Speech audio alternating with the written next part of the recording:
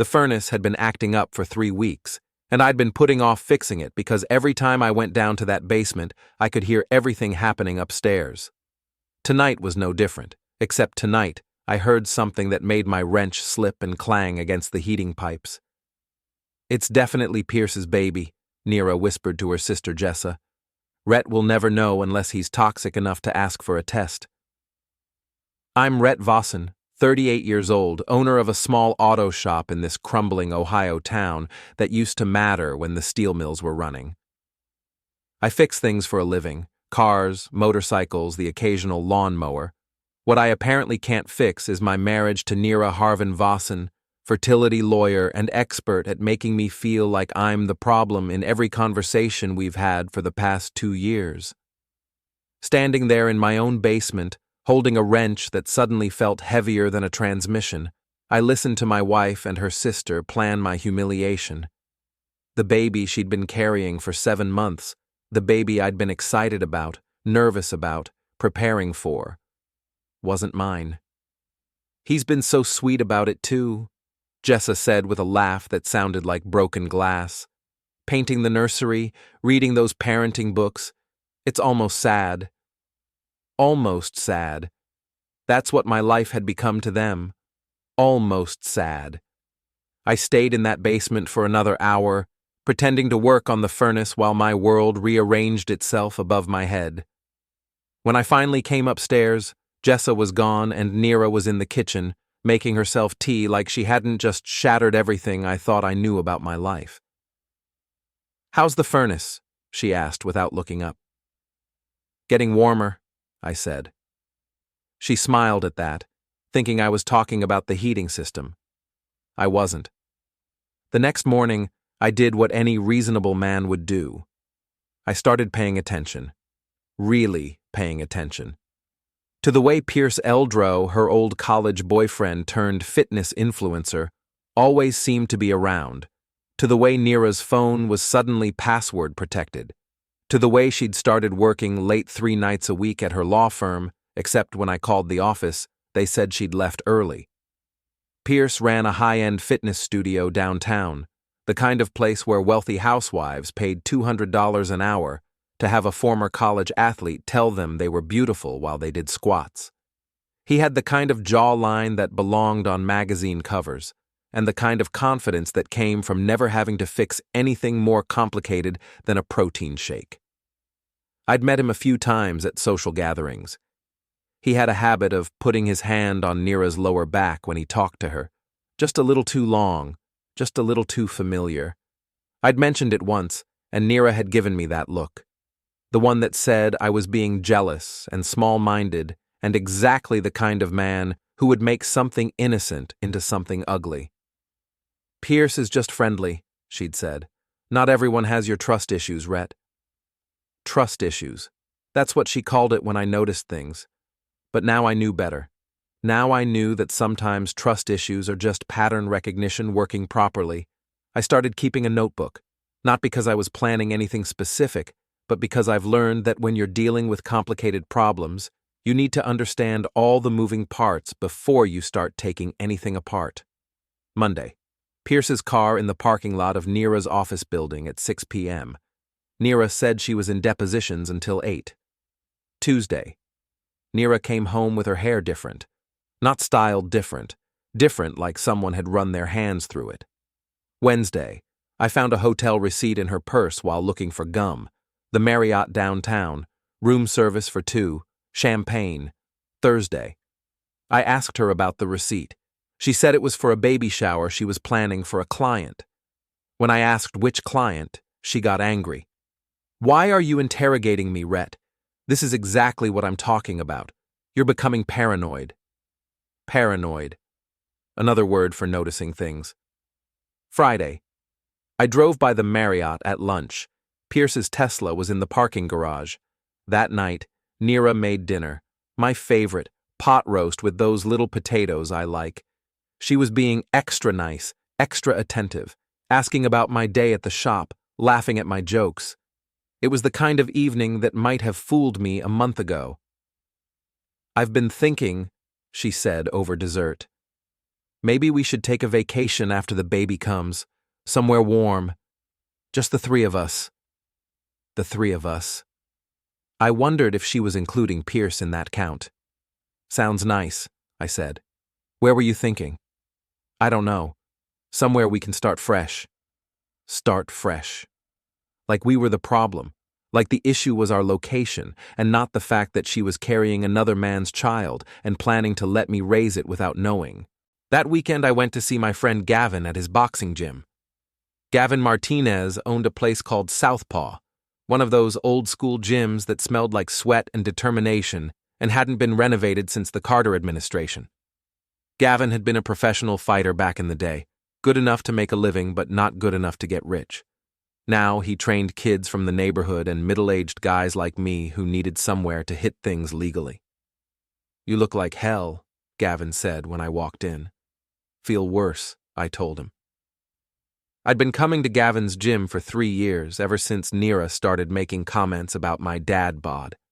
I'd lost 20 pounds and gained enough muscle that I didn't embarrass myself when I took my shirt off. But more importantly, I'd learned how to take a punch and how to throw one back. "Want to talk about it?" Gavin asked. So I told him. Everything. The conversation I'd overheard, the hotel receipts, Pierce's car, all of it. Gavin listened without interrupting, which was one of the things I liked about him. In a world full of people who couldn't wait for their turn to talk, Gavin actually listened. "What are you going to do?" he asked when I finished. "I don't know yet." "You could confront them." "I could. You could get a lawyer." "I could do that too." "Or," Gavin said, wrapping his hands for a workout, "you could be smart about it." What does smart look like? Smart looks like not letting them know you know until you're ready to do something about it. Smart looks like gathering evidence. Smart looks like controlling the narrative instead of letting them control it. I thought about that while I hit the heavy bag for 45 minutes. Each punch was a question. What did I want? What was the right thing to do? How do you handle betrayal when the person betraying you is carrying what everyone thinks is your child? By the time I was done, my hands were sore and my head was clearer. I knew what I wanted. I wanted the truth to come out. I wanted consequences. I wanted Nira and Pierce and everyone who thought I was too stupid to notice what was happening right in front of me to understand that I wasn't the fool in this story. But I also wanted to be smart about it. That night, I went online and ordered a paternity test kit, the kind you could do at home, quietly, without anyone knowing.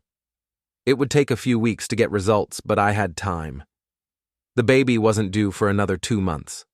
I also ordered something else, a small GPS tracking device, the kind worried parents use to keep track of teenage drivers. It was about the size of a matchbook and had a battery that lasted for weeks. While I was at it, I created a new email account and started documenting everything. Photos of Pierce's car at the hotel, screenshots of Nira's changed behavior, a timeline of lies and inconsistencies. If they wanted to play games, I'd play games. But I'd play to win. The next Monday, I followed Pierce to his gym. It was one of those sleek, modern places with floor-to-ceiling windows and equipment that looked like it belonged on a spaceship. Everything was white and chrome and aggressively clean. I waited in the parking lot until he went inside, then walked over to his Tesla. The GPS tracker had a magnetic case. It took me about 10 seconds to attach it under the rear bumper, hidden behind the license plate mount. Pierce came out an hour later with 2 women who looked like they'd stepped out of a fitness magazine. He was laughing at something one of them said, flashing that perfect smile, playing the charming trainer role. I wondered if he was sleeping with them too, or if Nira was special. I followed the tracker on my phone for the next week. Pierce went to the gym, went to the grocery store, went to a few restaurants. Normal stuff. But on Thursday evening, the tracker showed him parked outside my house for 3 hours while I was supposedly at a work dinner. I wasn't at a work dinner. I was parked 2 blocks away watching my own house, taking pictures of Pierce's car in my driveway. When I got home that night, Nira was in bed, reading a pregnancy book. "How was dinner?" she asked. "Productive," I said. She smiled and went back to her book. I went to the bathroom and checked the GPS tracker on my phone. Pierce had left 20 minutes before I got home. 3 hours. He'd been in my house for 3 hours. I looked at myself in the bathroom mirror. Same face I'd had for 38 years, but something was different in the eyes. Something harder. Something that had made a decision. Friday morning, I called in sick to work and drove to the courthouse. I filed for divorce papers, not to serve them yet, but to have them ready. Then I went to the bank and opened a new account, one that Nira didn't have access to. I transferred half of our savings, my half, into the new account. Then I went to see a lawyer. Margaret Chen ran a small practice that specialized in family law. She was about my age, with graying hair and the kind of no-nonsense attitude that came from dealing with people's worst moments for a living. "What can I do for you, Mr. Vossin?" she asked. I told her the story. She listened, took notes, asked good questions. "Do you want to try counseling first?" she asked when I finished. "No." "Are you sure? Divorce is expensive and messy, especially with a baby coming." "The baby isn't mine." "Can you prove that?" I showed her the paternity test kit, still in its box. "I will be able to." She nodded. "What outcome are you looking for?" That was the question, wasn't it? What did I want? I want them to face consequences for what they've done. I want everyone who thinks I'm too stupid to notice what's happening to understand that I'm not, and I want to make sure they remember this for the rest of their lives. Margaret Chen smiled for the first time since I'd walked into her office. "Mr. Vossin," she said, "I think we're going to get along just fine." The paternity test required a sample from the baby after birth, which meant I had 2 months to prepare. 2 months to gather evidence, to plan, to make sure that when the truth came out, it came out on my terms. I became a student of my own life. I started noticing things I'd been blind to for months, maybe years. The way Nira's friends, our friends, looked at me with a mixture of pity and amusement. The way conversations stopped when I walked into a room. The way Pierce always seemed to know details about our private life that I'd never shared with him. "Rhett's been so stressed about the baby," I heard Nira tell her sister Jessa over the phone one evening. "I think he's worried about being a good father." I wasn't worried about being a good father. I was worried about being a father to another man's child while everyone laughed behind my back. The GPS tracker on Pierce's car became my evening entertainment. I'd watch his movements on my phone like other people watch television. Gym, grocery store, restaurant, my house. The pattern was depressingly predictable, but patterns are useful when you're planning to disrupt them. I started going to Gavin's gym every day after work, not just to work out, but to think, to plan, to prepare. Gavin never asked too many questions, but he was always ready to listen when I needed to talk through a problem. "You're getting stronger," he said one evening, as I finished a set on the heavy bag. "I'm getting focused," I corrected. "Same thing sometimes." The gym was full of guys like me, men who'd been knocked down by life in one way or another and were trying to figure out how to get back up. There was Tommy, who was going through his own divorce. Miguel, who'd lost his job at the plant. Frank, who was dealing with his teenage son's drug problem. We didn't talk much about our problems, but we understood each other. We were all fighting something, and the gym was where we learned how to fight back. "You know what your problem is?" Gavin said one evening as we were closing up. "Enlighten me." "You're thinking like a victim. You need to start thinking like a predator." "I'm not a predator, Gavin." "No, but they are. Your wife, her boyfriend, her sister. They're hunting you. They're planning to take everything you have and make you grateful for it. You need to start hunting them back." I thought about that on the drive home. Nira was at another work dinner, according to the note she'd left on the kitchen counter. According to the GPS tracker, Pierce was at the Marriott again. I drove to the hotel and parked across the street. I didn't know what I was hoping to see, but I sat there for an hour anyway, watching the windows, thinking about what Gavin had said. They were hunting me. The question was, what was I going to do about it? The next morning, I made a decision. If I was going to play this game, I was going to play it better than they were. I started with Pierce's business. His fitness studio had a website with client testimonials, social media accounts, and a blog where he shared wellness tips and photos of himself looking inspirational. He had about 15,000 followers on Instagram, mostly women, and he used his platform to sell workout plans and supplements. I created a fake social media account and started following his business accounts. I learned his schedule, his clients, his routine. I learned that he was launching a new prenatal fitness program in the fall. I learned that he was dating at least 2 other women besides my wife, based on the photos he posted and quickly removed. I also learned that he was careless with his personal information. His social media posts were geotagged. He used the same password for multiple accounts. He had a habit of posting photos that showed the interior of his apartment, including documents and mail that were visible in the background. Pierce Eldro might have been good-looking and charming, but he wasn't smart. While I was researching Pierce, I was also documenting Nira's behavior. I started keeping a detailed log of her lies, when she said she was working late but wasn't at the office, when she claimed to be with friends who later mentioned they hadn't seen her, when she said she was too tired for dinner but came home with takeout from an expensive restaurant. The lies were constant, but they were also sloppy. Nira was so confident that I wouldn't question her that she wasn't even trying to be careful. 3 weeks into my investigation, I got my first real break. I was at the gym, working out with Tommy, when my phone buzzed with a notification from the GPS tracker. Pierce's car was at my house again, but this time it was the middle of the afternoon, and Nira was supposed to be at work. I made an excuse to Tommy and drove home. Pierce's Tesla was in my driveway, bold as anything. I parked down the street and called Nira's office. "Harven, Chen and Associates," the receptionist answered. "Hi, this is Rhett Vossin, Nira's husband. Is she available?" "Oh, hi, Mr. Vossin. Nira left early today. She said she had a doctor's appointment." "Right, the doctor's appointment. Thanks." I hung up and sat in my car, looking at my own house. Pierce's car in my driveway. Nira lying to her office about where she was.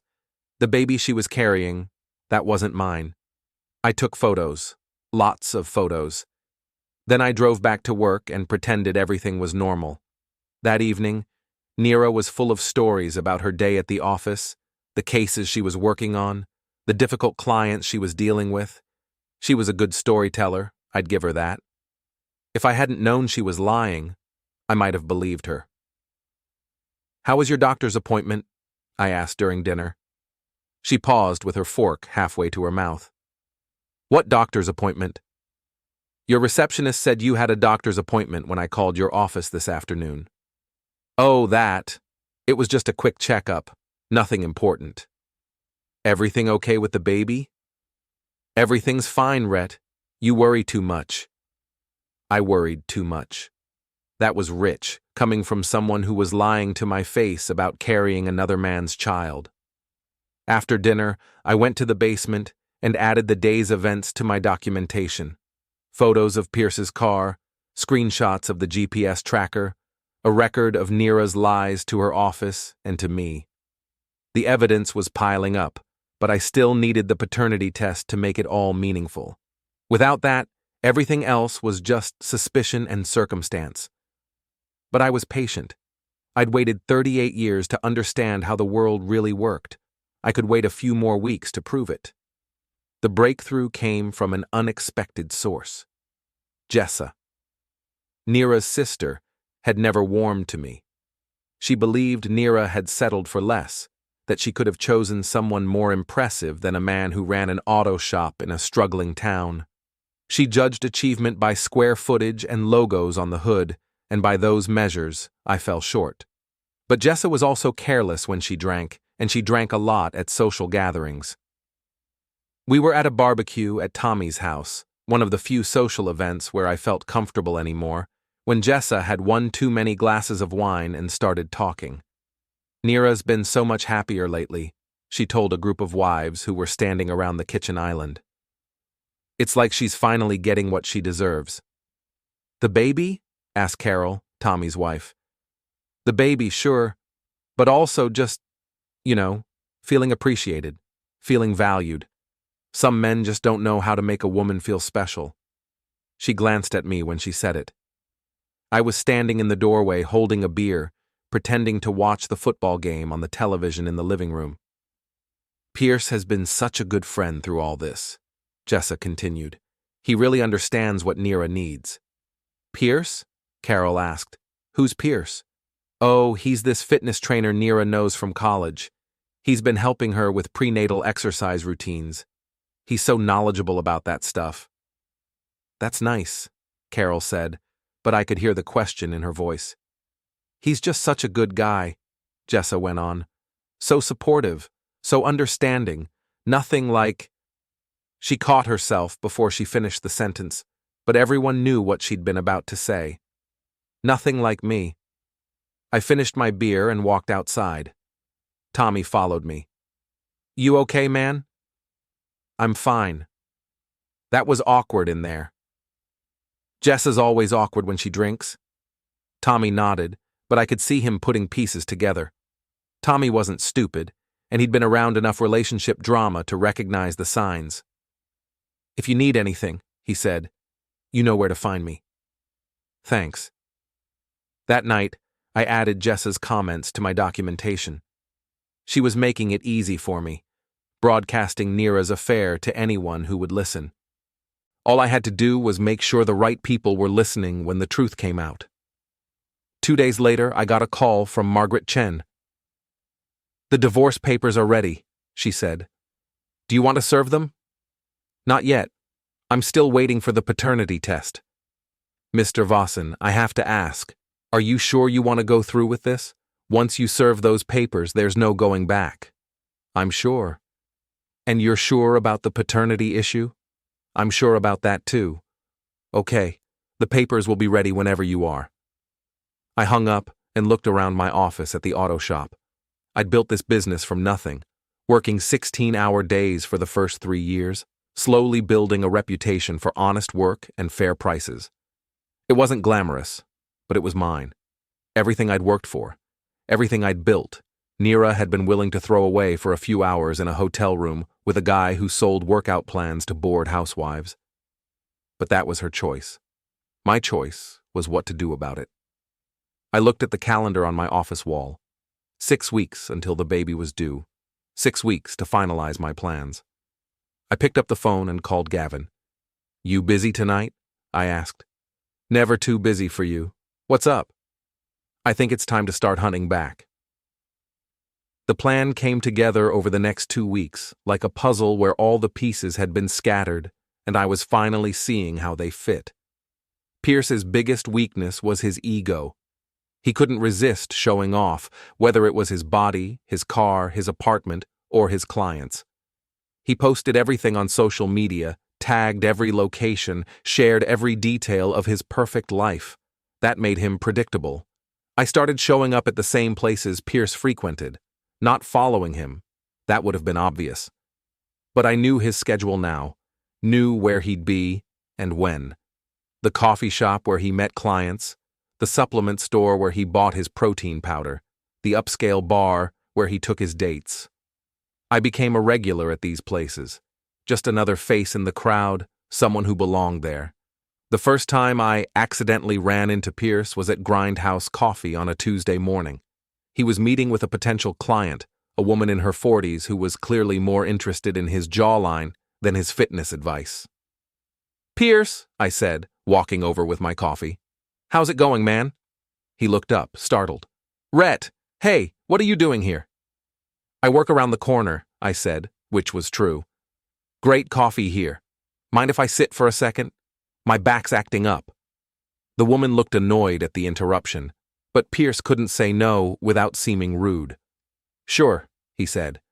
"Rhett, this is Amanda. Amanda, this is Rhett. He's married to my friend Nira." "Nice to meet you," I said, shaking Amanda's hand. Pierce has been such a good friend to us, especially with the baby coming. He's been so supportive. Pierce's smile faltered for just a second. Happy to help. Nira says you've been giving her prenatal fitness advice. That's so generous of you. It's nothing. Are you a father yourself? Amanda asked Pierce. Not yet, Pierce said, and his eyes flicked to me. Well, I said, standing up, I should let you two get back to your meeting. Pierce, tell Nira I said hi when you see her. Sure thing. Before we dive deeper into this story, I have one small request. Please subscribe, drop a like, comment, and hit that hype button to boost this channel so more people can discover these incredible Reddit stories. I walked away, leaving Pierce to explain to Amanda why his friend's husband was acting so friendly about his wife getting fitness advice from another man. The second accidental meeting was at the supplement store. Pierce was buying his usual stack of protein powder and pre-workout supplements when I walked up behind him in line. Hey, it's my buddy Pierce, I said loudly enough for everyone in the store to hear. How's the fitness business? This time Pierce looked genuinely uncomfortable. Good. Busy. That's great. Hey, I've been meaning to ask, do you think these supplements are safe for pregnant women? Nira's been asking about them. The cashier looked up with interest. Pierce's face went red. I don't really advise pregnant women, he stammered. Oh, but you've been helping Nira with her workouts, right? She mentioned you've been really hands-on with her routine. It's just basic stuff. Still, it's nice to have a friend who cares so much. Not everyone would spend so much time helping out a married woman with her fitness goals. I paid for my protein bars and left Pierce standing there, trying to explain to the curious cashier why he was suddenly sweating through his designer workout shirt. By the third accidental meeting, Pierce was starting to avoid the places where he usually went. But that was okay. I'd made my point. I'd let him know that I was paying attention, that I was around, that his secret wasn't as secret as he thought. More importantly, I'd started planting seeds in the minds of people who knew him. Questions about his relationship with a married pregnant woman. Doubts about his professional boundaries. Cracks in his perfect image. While I was playing psychological games with Pierce, I was also preparing for the main event. The baby was due in 3 weeks. Nira had scheduled a baby shower for the weekend before her due date. A big party at Jessa's house with all their friends, co-workers, and family members. Pierce would be there. He'd been to every social gathering for the past 6 months, always finding an excuse to show up, always playing the role of the helpful friend. The baby shower would be perfect. A room full of people who thought they knew what was happening, who thought I was the clueless husband, who thought they were in on a secret that I was too stupid to figure out. I spent a week planning every detail. The paternity test would be ready by then. I'd arranged for expedited processing. The divorce papers were already prepared. I'd opened a new bank account and moved my assets. I'd even arranged for a photographer. A photographer? Gavin asked when I told him the plan. For a baby shower? Jessa hired her. She wants professional photos for social media. She's very concerned about her image. And this photographer is going to capture what, exactly? The moment when everyone finds out the truth. Gavin grinned. You're diabolical, man. I like it. The photographer was actually my cousin Lisa, who lived 2 towns over and specialized in event photography. She didn't know the details of what I was planning, just that I wanted comprehensive documentation of the party. Family memories, I'd told her. This is going to be a day we'll want to remember. 3 days before the baby shower, I got the call I'd been waiting for. Mr. Vossin, this is Dr. Patricia Williams from GeneTech Labs. I have the results of your paternity test. I was sitting in my office at the shop, pretending to do paperwork. Go ahead. Based on the samples you provided, there is a 0% probability that you are the biological father of the child in question.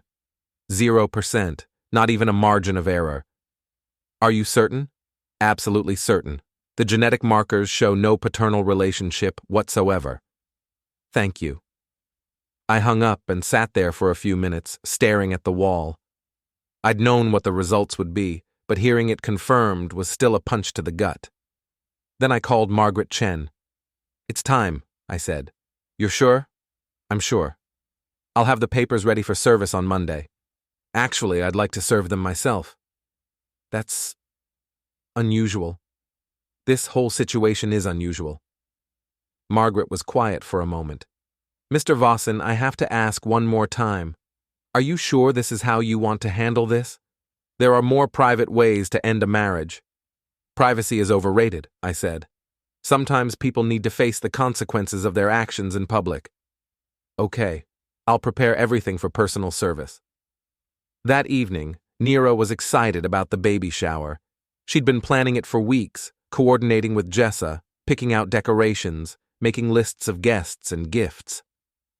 "I think this is going to be the perfect party," she said over dinner. "Everyone's going to be there." "Everyone?" "All my friends from work, the neighbors, my family. Even Pierce said he'd stop by to drop off a gift." "That's nice of him.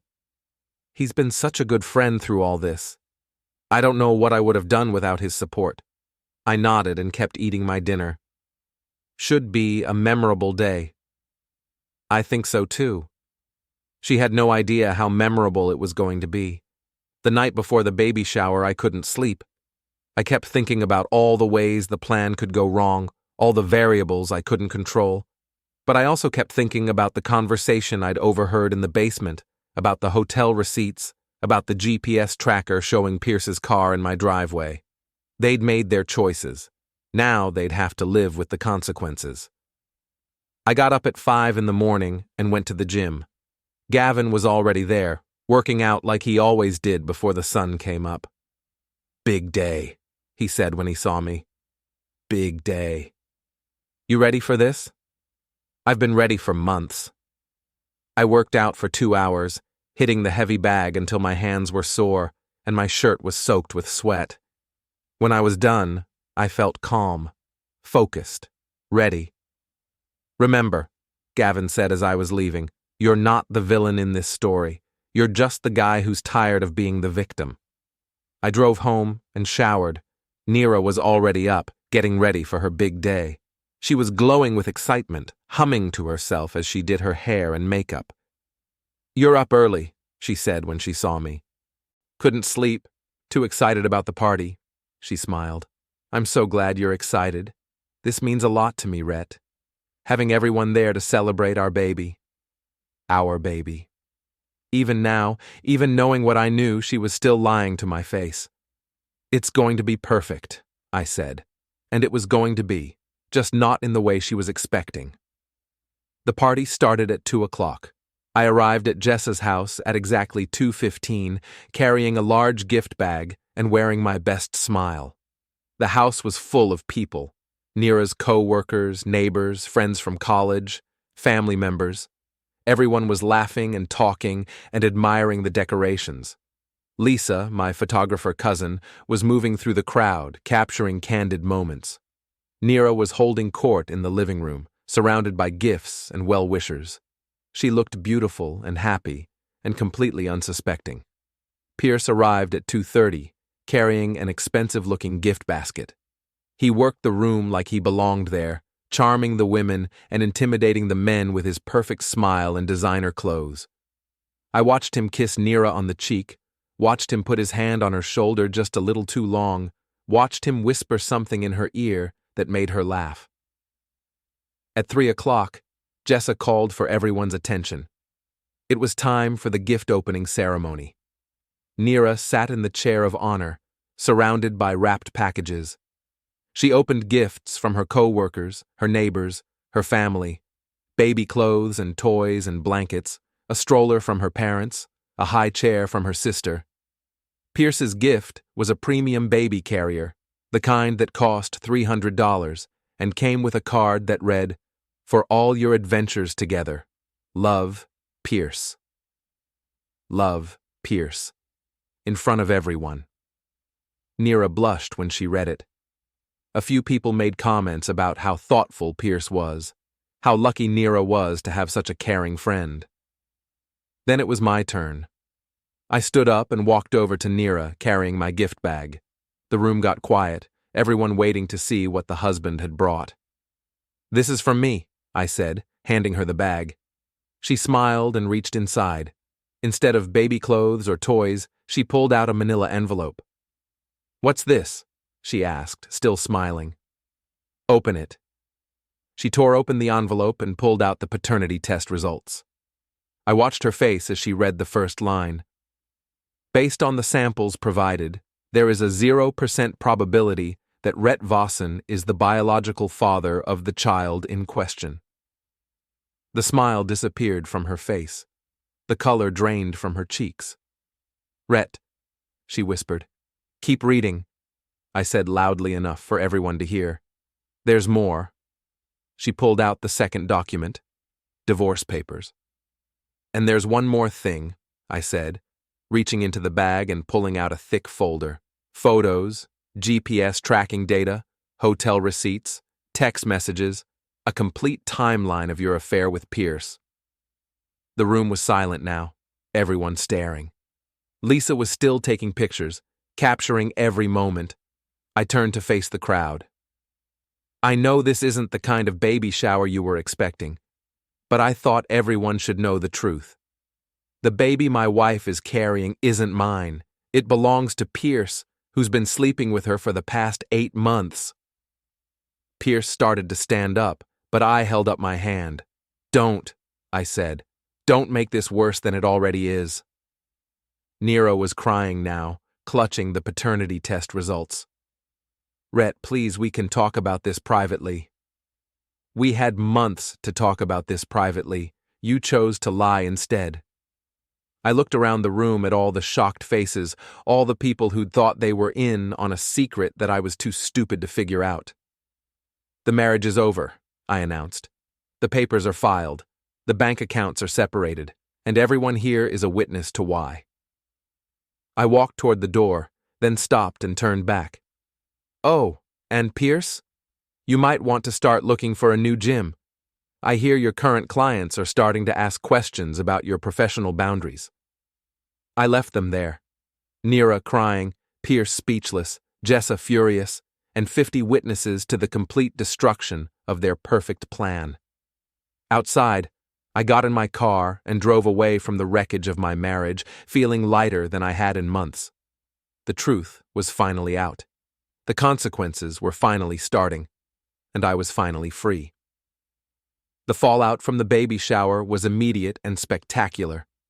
By Monday morning, the story had spread through our small town like wildfire. Everyone who'd been at Jessa's house had a version to tell, and social media amplified every detail. Lisa's photographs were particularly damaging. She'd captured Nira's face when she read the paternity test results, Pierce's panicked expression when I called him out, and the shocked reactions of everyone in the room.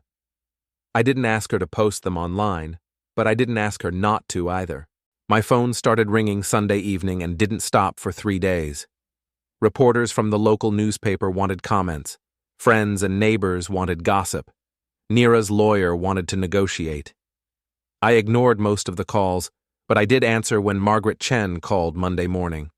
"Well," she said, "you certainly made an impression." Mission accomplished. Nira's attorney called me this morning. They want to discuss settlement terms. What kind of terms? The usual: division of assets, spousal support, custody arrangements. There won't be any custody arrangements. The baby isn't mine. That's going to complicate things. Even if you're not the biological father, you could still be considered the legal father, depending on when the affair started and when you filed for divorce. Then we'll fight it. That could get expensive. I don't care what it costs. Margaret was quiet for a moment. "Mr. Vossin, I have to ask, what's your endgame here? What do you want to accomplish?" "I want them to face consequences for what they did. Real consequences. Not just a quiet divorce and everyone pretending it never happened." "And then what?" "Then I move on with my life." Okay, I'll tell Nira's lawyer that we're not interested in settlement discussions right now. After I hung up with Margaret, I drove to the shop. I had work to do, cars to fix, a business to run. But when I got there, I found Tommy waiting for me in the parking lot. "Hey," he said. "How are you holding up?" "I'm fine. That was quite a show yesterday." It was time for the truth to come out. Tommy nodded. "Carol wanted me to tell you that if you need anything, a place to stay, someone to talk to, whatever, just let us know." "Thanks.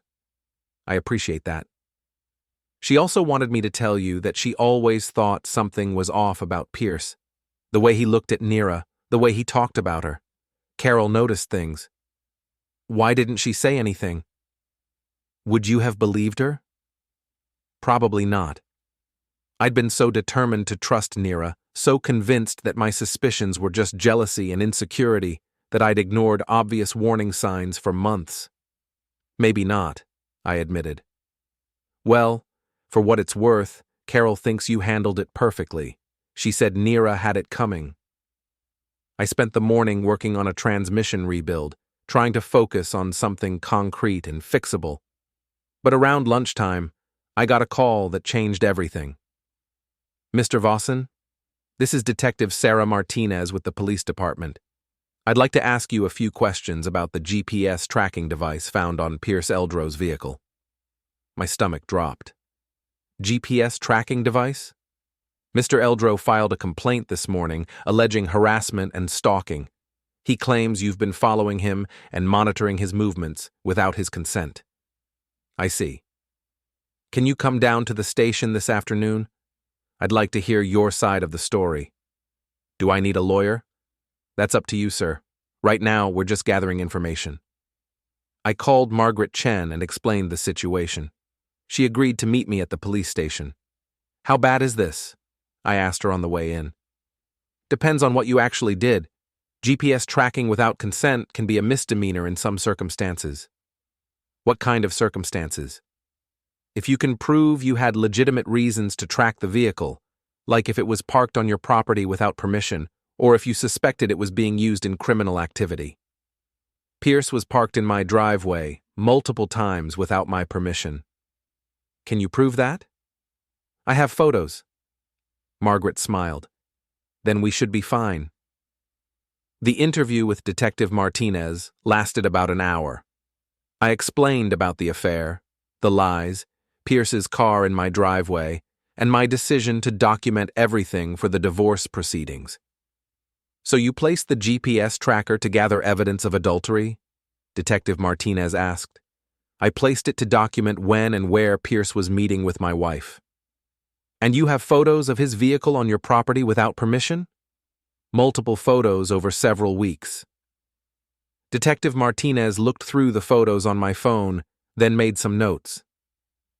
"Mr. Vossin, I have to tell you that GPS tracking without consent is generally illegal. However, given that the vehicle was repeatedly on your property without permission, and given that you were gathering evidence for legitimate divorce proceedings, I don't think we're going to pursue charges." "What about Pierce's complaint?" "I'll explain the situation to Mr. Eldrow. If he wants to pursue this further, he can file a civil suit, but I doubt he'll want the additional publicity."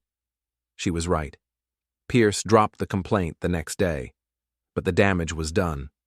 The story about the GPS tracker made it into the local newspaper, along with details about the baby shower confrontation and the divorce proceedings. Our private drama had become public entertainment. Nira called me that evening, the first time we'd spoken since the baby shower. "Rhett, we need to talk." "Talk to my lawyer." "Please, just give me 5 minutes." Against my better judgment, I agreed to meet her at a coffee shop downtown. She looked exhausted, older than her 36 years, with dark circles under her eyes and no makeup. "I'm sorry," she said as soon as I sat down. "For which part? The affair, the lies, or trying to make me raise another man's child?" "For all of it." "Okay, you're sorry. Now what?" "I want to try to work this out." "Work what out?" "The marriage is over, Nira. The papers are filed. We could try counseling. We could start over. With Pierce's baby? She flinched. It was a mistake. The whole thing was a mistake. Which whole thing? Sleeping with Pierce or getting caught? Both. I looked at her across the table, this woman I'd been married to for 8 years, and felt nothing but exhaustion. Nira, do you understand what you've done? You've destroyed our marriage, humiliated me in front of everyone we know, and tried to trick me into raising another man's child. There's no coming back from that. People make mistakes, Rhett. People forgive each other and move on. Some mistakes are too big to forgive. So that's it? 8 years of marriage and you're just going to throw it all away? I'm not throwing anything away. You already threw it away when you started sleeping with Pierce. She started crying then, but I didn't feel sorry for her. I felt sorry for the man I'd been 6 months ago, the man who would have done anything to make her happy, who would have believed any lie she told him. What am I supposed to do now? She asked. That's not my problem anymore. What about the baby? What about it? It's not mine. But you were excited about being a father. I was excited about being a father to my child. This isn't my child. You could still… No. I stood up. I couldn't still anything. This conversation is over. I left her sitting there and drove home to my empty house. The nursery I'd spent weeks painting was still there, waiting for a baby that would never come home with me. I called a charity the next day and donated all the baby furniture and clothes. Then I painted over the nursery walls, turning the room back into the office it had been before. The divorce proceedings moved quickly after that. Nira didn't contest the terms, and Pierce made no attempt to claim paternal rights. He was too busy dealing with his own problems. The story about his affair with a married client had spread through his professional network. Several of his clients canceled their contracts, and the gym where he worked asked him to take a leave of absence while they reviewed their policies about trainer-client relationships. His social media following, which had been the foundation of his business, started dropping as people learned the details of what had happened. Fitness influencers are supposed to be inspirational, not home wreckers. 3 weeks after the baby shower, I ran into Pierce at the grocery store. He looked like he'd lost weight, and his usual confident swagger was gone. "Rhett," he said when he saw me. "I've been wanting to talk to you." "Have you?" "I want you to know that I never meant for things to go as far as they did. But they did go that far." "Yes." "And you were planning to let me raise your child without ever telling me the truth." Nira thought it would be better for everyone. Nira thought it would be better for Nira. And for you. Pierce looked around the store, making sure no one was listening. "Look, I know you hate me, and I understand why. But I want you to know that I'm trying to make things right." "How are you planning to do that?" "I'm going to support the baby. Financially, I mean. I'm not going to abandon my responsibilities." "That's between you and Nira. And I'm leaving town, starting over somewhere else. I think that's best for everyone." I studied his face, looking for signs of deception, but he seemed sincere. "Where are you going?" "California. I have a cousin out there who runs a gym. He offered me a job." "When?" "Next week." I nodded. "Good luck." "Rhett, I really am sorry." "I know you are. You're sorry you got caught." He started to protest, but I walked away. I didn't have anything else to say to him. The baby was born 2 weeks later. A healthy girl, according to the birth announcement that appeared in the local newspaper. Nira named her Emma. I didn't send flowers or a card. I didn't call or visit. The baby wasn't my responsibility, and I felt no connection to her. A few people, mostly women, criticized me for that. They said I was being cold, that I should have been the bigger person, that the baby was innocent in all this. They were right about one thing. The baby was innocent, but that didn't make her my responsibility. I hadn't asked for this situation, and I wasn't going to pretend to be happy about it for the sake of appearances. The divorce was finalized 6 weeks later. I kept the house, the business, and most of our savings. Nira got her car, her personal belongings, and enough money to start over. She also got Pierce, who came back from California for the birth and decided to stay. They moved in together a month after the divorce was final, playing house with their daughter in a small apartment across town. I heard through the gossip network that Pierce was working at a chain gym for a fraction of what he'd been making before, and that Nira was struggling to rebuild her legal career after the scandal. I didn't feel sorry for them. They'd made their choices, and now they were living with the consequences. As for me, I was learning what it felt like to be free. 6 months after the divorce was finalized, I was a different man, living a different life. The house felt bigger without Nira's things in it, quieter without her constant criticism and manipulation. I'd turned the former nursery into a home office and started working on expanding the business. The shop was busier than it had ever been. Word had gotten around about what happened with Nira and Pierce, and instead of hurting my reputation, it had somehow enhanced it. People respected the way I'd handled the situation, methodically, decisively, without violence or drama beyond what was necessary to reveal the truth. "You're like a local legend now," Tommy said one afternoon while I was working on his truck. "The guy who outsmarted the cheaters?" I didn't outsmart anyone, I just paid attention. Same thing, in a way. Maybe he was right. In a town where most people's response to betrayal was either explosive rage or passive acceptance, my calculated approach had made an impression. I'd hired 2 new mechanics and was considering opening a second location. Business was good, life was peaceful, and for the first time in years, I felt like I was moving forward instead of just treading water. Then Jessa called. "Rhett, it's Jessa. We need to talk." I almost hung up on her. Jessa had been one of the architects of my humiliation, encouraging Nira's affair and helping her cover it up. She'd made it clear at every opportunity that she thought I wasn't good enough for her sister. "We don't have anything to talk about," I said. "Yes, we do. It's about Nira." "What about her?" "She's in trouble. Real trouble." Despite myself, I was curious. "What kind of trouble? Can we meet somewhere? I don't want to discuss this over the phone." Against my better judgment, I agreed to meet her at a diner on the outskirts of town, somewhere we were unlikely to run into anyone we knew. Jessa looked different when I saw her. Thinner, more tired, less polished than usual. The confident woman who'd always looked down on me had been replaced by someone who seemed genuinely worried. "Thanks for coming," she said when I sat down across from her. "What's this about, Jessa?" "Nira's been having problems since the baby was born. Financial problems, legal problems, personal problems. That's not my concern anymore." "I know, but I thought you should know what's been happening."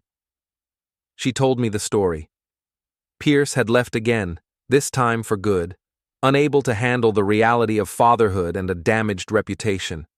He'd moved back to California and cut off all contact with Nira and the baby. Without Pierce's financial support, Nira was struggling to pay rent and childcare while trying to rebuild her legal career.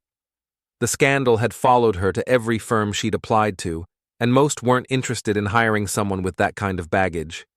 "She's been borrowing money from everyone," Jessa said. "Our parents, friends, credit cards. She's drowning." Again, not my problem. "The baby is sick." That stopped me. "Sick how?" "She was born with a heart condition. She needs surgery, but Nira doesn't have insurance that covers it. The medical bills are piling up." I felt a flicker of something, not responsibility, but sympathy for an innocent child caught in the middle of adult disasters. "What does this have to do with me?" "Nira thinks you might be willing to help." "Help how?" "Financially, just until she gets back on her feet." I stared at Jessa across the table, amazed by the audacity of the request. "Let me make sure I understand this correctly. Nira wants me to pay medical bills for the baby that resulted from her affair with Pierce?" When you put it like that, it sounds exactly like what it is. Nira made her choices. Now she gets to live with them. But the baby didn't make any choices. She's innocent. "You're right. She is innocent, but she's not my responsibility. You could afford it. That's not the point. Then what is the point? I leaned back in my chair, looking at this woman who'd spent years treating me like I was beneath her notice, who'd helped orchestrate my humiliation, who was now asking me to bail out her sister. The point is consequences, Jessa. For 8 years, I bent over backward to make Nira happy. I sacrificed my own wants and needs to support her career and her dreams. I trusted her completely, even when my instincts told me something was wrong. I know. I'm not finished. When I found out about the affair, I could have handled it quietly. I could have gotten a divorce without exposing what she'd done. But I chose to make it public because I wanted there to be consequences for her actions. And there have been consequences. She's lost everything. She's lost some things, but she still has her health, her freedom, and her child. She still has options and opportunities. She just has to work harder for them now. So you won't help? I won't enable. There's a difference. Jessa was quiet for a long moment. Then she said, I owe you an apology. For what? For everything. For encouraging Nira's affair. For helping her lie to you. For treating you like you weren't good enough for our family. Why are you apologizing now? Because I've been watching what happened after the divorce, and I realized something. You weren't the problem in that marriage. You were the only one trying to make it work. It was probably the first honest thing Jessa had ever said to me. Apology accepted, I said. But you still won't help with the medical bills? No. Can I ask why? Because helping Nira now would send the wrong message. It would tell her that no matter what she does, no matter how badly she behaves, someone will always be there to clean up her messes. And you think she needs to clean up her own messes? I think she needs to learn that actions have consequences. Real, lasting, uncomfortable consequences. Jessa nodded slowly. I understand. Do you? I think so. You're not being cruel. You're being consistent. Exactly. For what it's worth, I think you're probably right. After Jessa left, I sat in the diner for another hour, thinking about the conversation. Part of me, a small part, felt guilty about refusing to help with the baby's medical bills, but a larger part of me knew that helping would be a mistake. Nira had spent our entire marriage expecting other people to solve her problems and clean up her messes. Her parents had always bailed her out of financial trouble. I had always accommodated her career moves and social ambitions. Pierce had provided the excitement and validation she craved without requiring any real commitment or sacrifice. If I helped her now, I'd just be reinforcing the pattern that had led to this situation in the first place. 2 weeks later, I heard through the local gossip network that Nira had moved back in with her parents. They were helping with the baby's medical expenses and childcare while she looked for work. A month after that, I heard that she'd found a job with a small firm 2 towns over, doing basic family law for a fraction of what she'd been making before the scandal. It wasn't the life she'd planned, but it was a life. She was working, supporting her child, taking responsibility for the consequences of her choices. That was more than she'd been doing when she was married to me. As for Pierce, I occasionally saw updates about him on social media. He'd started over in California, working at a chain gym and trying to rebuild his online presence. His follower count was a fraction of what it had been, and his posts got fewer likes and comments than before. He'd posted a few photos with other women, but nothing that looked serious. I suspected he'd learned that his good looks and charm weren't enough to build a real relationship, especially when potential partners could Google his name and find out about his history. The consequences were following him too, just like they should. Meanwhile, my life continued to improve. The business was thriving. I was in the best physical shape of my life thanks to regular workouts at Gavin's gym, and I was starting to think about dating again. You should get back out there, Gavin said one evening as we were closing up the gym. You're a good catch, man. Don't let what Nira did make you think otherwise. I'm not ready yet.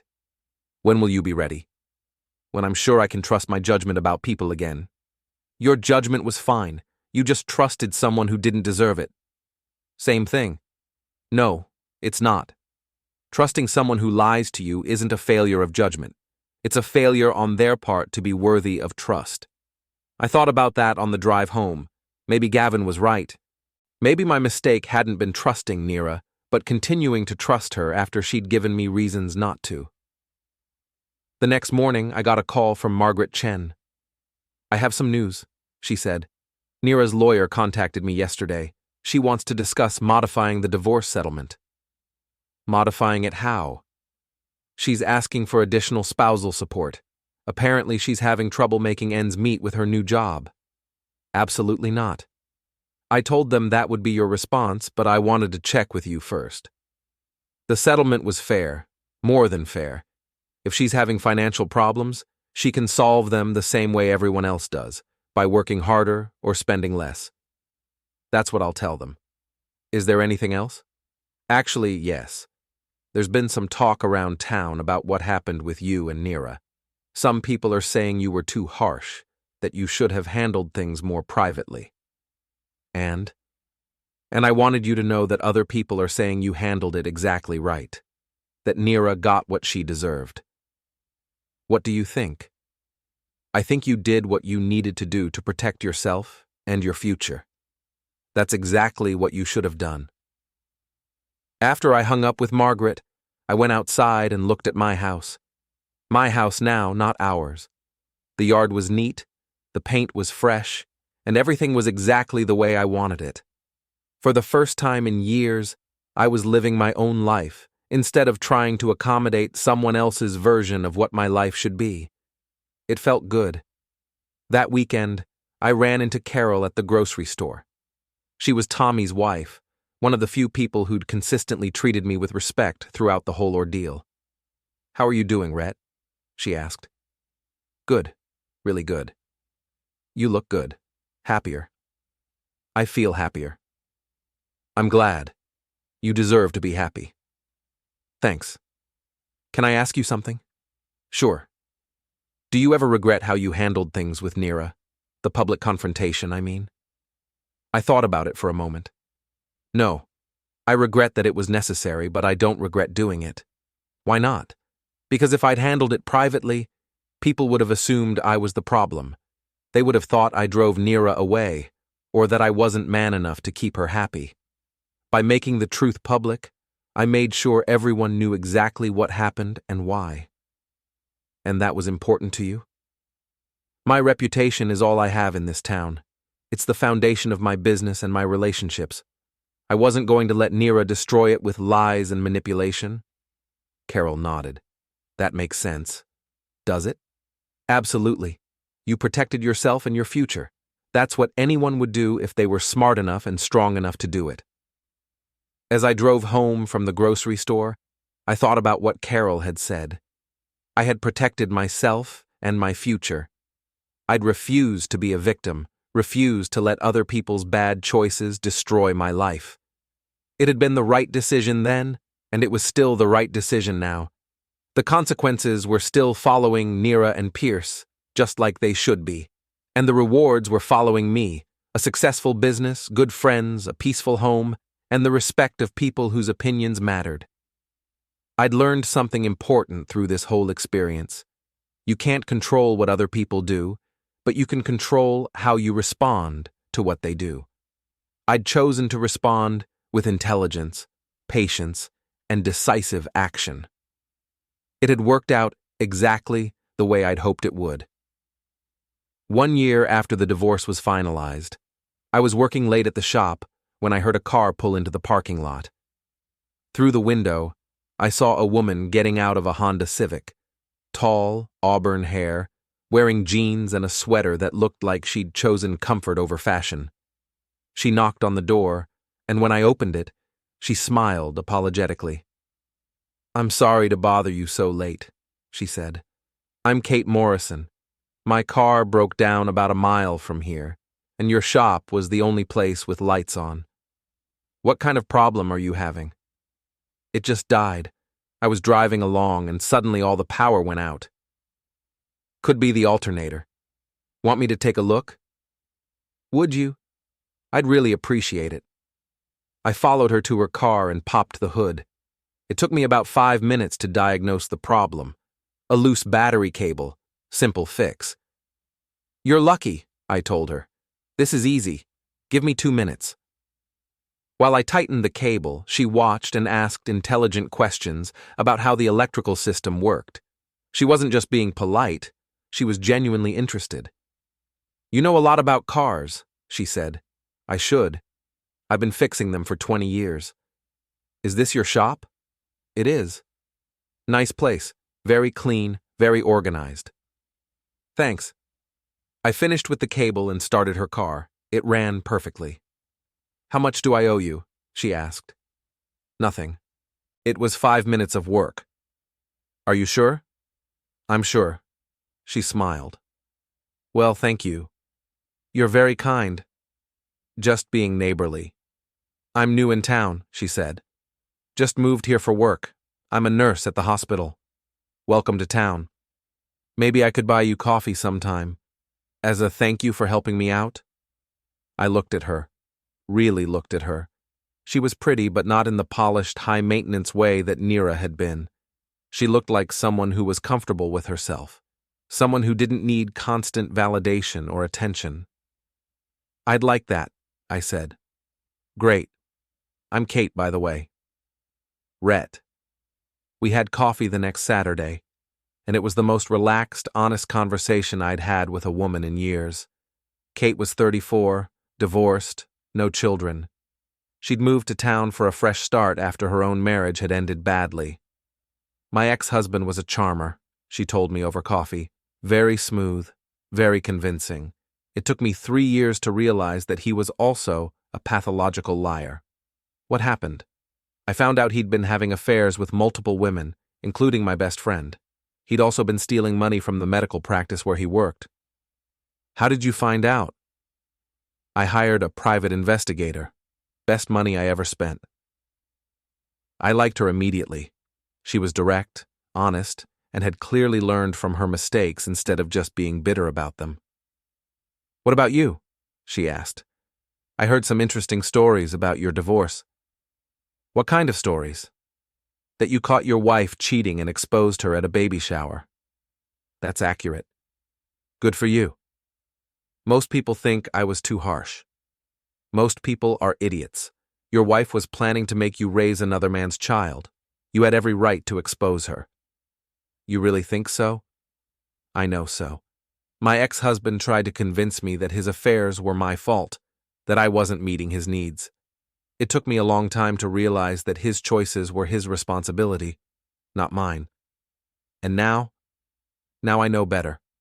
Actions have consequences, and people who refuse to face consequences will keep making the same mistakes over and over again. We'd been dating for 6 months when Kate brought up the subject of Nira.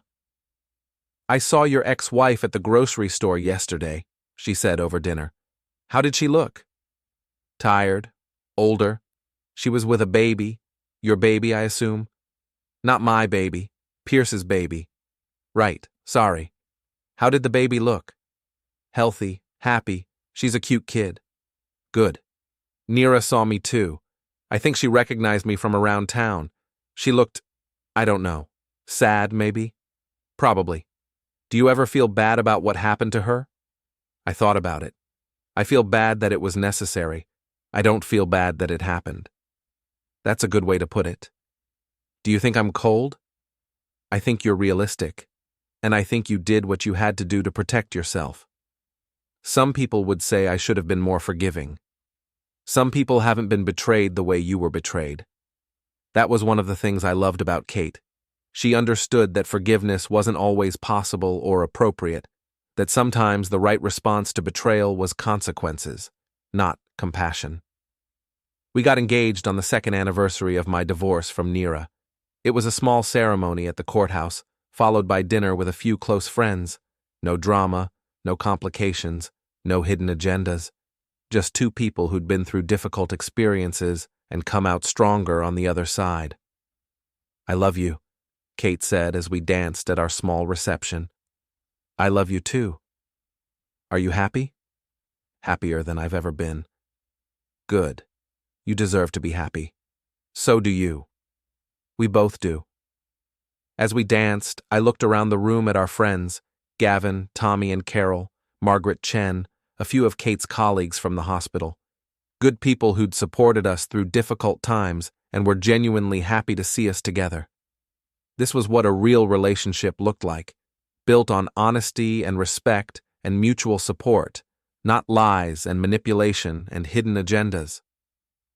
"What are you thinking about?" Kate asked. "How different this is from my first wedding." "Different how?" "Everything. The people, the feelings, the reasons. The first time I was getting married because I thought that's what I was supposed to do. This time, I'm getting married because I can't imagine my life without you." That's the difference between settling and choosing. Exactly. No regrets? About what? About how things ended with Nira. About the consequences that followed her. I thought about it. Nira was still in town, still struggling financially, still dealing with the social consequences of what she'd done. Pierce had never come back, never provided any support for his daughter. The baby was healthy now after her surgery, but Nira was raising her alone while working at a job that paid a fraction of what she'd made before. "No regrets," I said. "She made her choices. I made mine. We're both living with the results." "And you're okay with that?" "I'm more than okay with it. I'm grateful for it." "Why?" "Because if none of that had happened, I never would have met you." Kate smiled and pulled me closer. "That's a good way to look at it. It's the only way to look at it." As the evening wound down and our friends started to leave, I felt a deep sense of satisfaction, not just about the wedding, but about everything that had led to this moment. The betrayal, the investigation, the confrontation, the divorce. All of it had been necessary to get me to where I was now. Without those experiences, I never would have learned to trust my instincts, to demand honesty from the people in my life, to refuse to be a victim of other people's bad choices. "Ready to go home, husband?" Kate asked. "Ready, wife." We drove home to our house, the same house where I'd lived with Nira, but completely transformed. New furniture, new paint, new memories. A fresh start built on the foundation of hard-learned lessons. As we pulled into the driveway, I thought about the man I'd been 3 years ago. Trusting, accommodating, willing to ignore obvious warning signs in the name of keeping the peace. That man was gone, replaced by someone stronger, smarter, more self-aware. Someone who understood that respect had to be earned and maintained, that trust was a privilege that could be revoked, and that consequences were not cruel. They were necessary. "What are you smiling about?"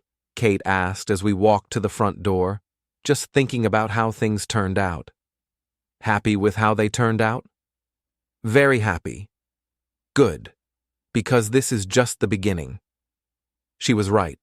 This was just the beginning of a new chapter built on the lessons learned from the previous one, and I was ready for whatever came next.